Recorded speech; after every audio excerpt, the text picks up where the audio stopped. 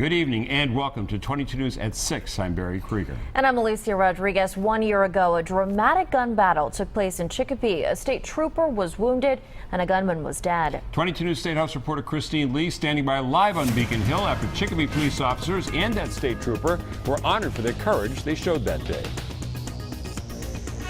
As people run away from danger, it's law enforcement that must run toward it. This year, the Massachusetts State Police recognized 20 officers who demonstrated such courage in Chicopee.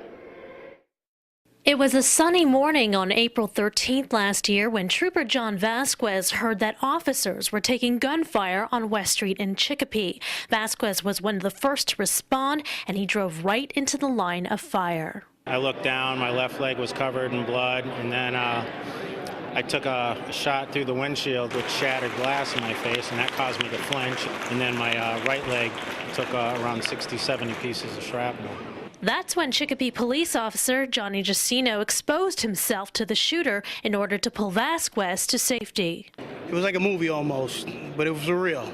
Gunfire, you could hear the gunfire. It was kind of hard to determine where the gunfire was coming from at the time. The sound was bouncing off the walls. It's just another day. That's what we signed up for. Meanwhile, Captain Thomas Charette was leading a team of officers to rescue innocent bystanders on West Street. It was extremely dangerous. The assailant had a semi-automatic rifle. He had fired over 100 rounds. There was probably anywhere from 100 to 150 civilians in the area. As people were evacuated, police were able to corner the gunman, forcing him to retreat into a house where he eventually took his own life. State police recognized 20 Chicopee police officers, state troopers, and others for their heroism.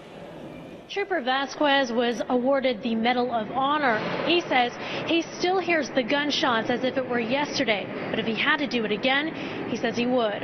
Live at the State House, Christine Lee, 22 News.